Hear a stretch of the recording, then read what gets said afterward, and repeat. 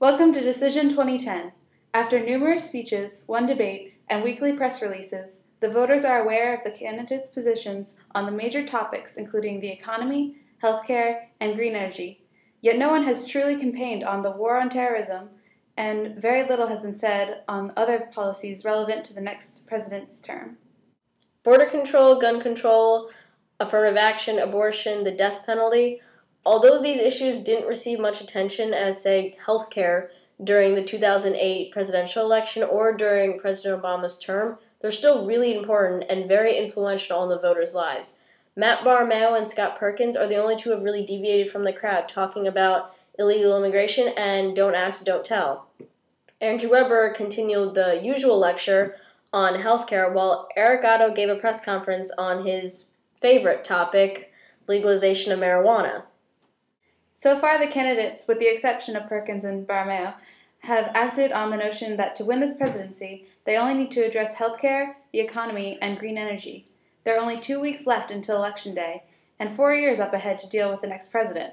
We don't denounce the need to focus on healthcare reform and job creation and renewable energy sources, but the future president of the United States cannot be aware of just those three issues. That would be bad. Very, very bad. Moving on to the specifics, on Tuesday, May 11th, Corner Party advisor Joe Morris stated that he felt his candidate was the only one that didn't mess up his first press conference.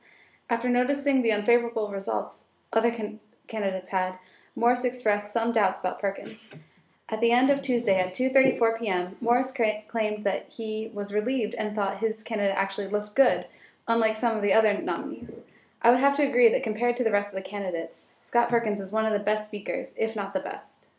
During his press conferences, he answered most of the questions pretty well. I thought that don't ask, don't tell is a more controversial topic than some of the other ones that have been covered, and he received a lot of questions that kind of opposed his belief in that, especially about homophobic service men and women and how they would react to serving along gay people. And I think he answered a lot of the questions very well, and I think that the Corner Party should be pretty happy with how he did. Moving on to talk about Matt Barmeo, he's also a strong speaker, but I think after revealing his task force plan to reduce illegal immigration, he's going to have a bit of trouble relating and communicating with the voters because I don't know if many people will really trust him after he's kind of admitted that he wants to form a secret police. This is something that has really surprised me. All 6 of the candidates go to public school, yet none of them have talked about education at all. This includes teacher tenure, voucher programs, No Child Left Behind. Education is a wide and very variant topic to discuss, and yeah, there's only less than a month left of high school for all these candidates, but you would think after 12 years of going through public schooling, they would have at least something to say about it. I went through 12 years of public schooling. I have a lot to say about it, but I'm not the one running for president. I would kind of hope these guys would say something at least, but I guess not.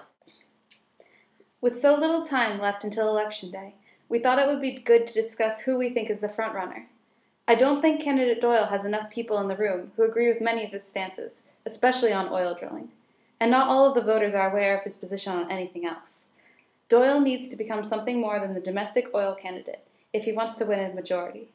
The same goes for candidate Otto and the legalization of marijuana. The only party he seems to get support from is politically incorrect, and even candidate Johnson has backed off on his campaign for legalization. We think that Scott Perkins and Matt Barmeo are the 2 strongest candidates in the campaign.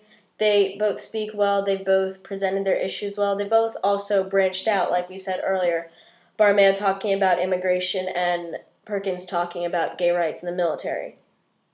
But there's still 2 weeks left, so a lot could happen. We still have a whole other debate left. The campaign managers have been talking about what issues their candidates want to discuss, but right now no one knows what those final topics will be, and hopefully there will be something a little bit different and a little bit more controversial, and hopefully we'll get to see what the candidates think about other issues besides just healthcare, the economy, and green energy, because for a while that's all we've been hearing, and we'd kind of like to hear something else for a change. Last week, Kelsey Smith of the Flashlight Party put out a press release criticizing Andrew Weber's lack of dress clothes during his green energy speech. It was already decided by a higher authority that because of his recent surgery, the dress code standard could be lowered temporarily for Weber. If you haven't noticed, he's wearing a sling. It might be a little difficult to lace up shoes or tie a tie with that. Thank you for watching Decision 2010. See you next week. Bye!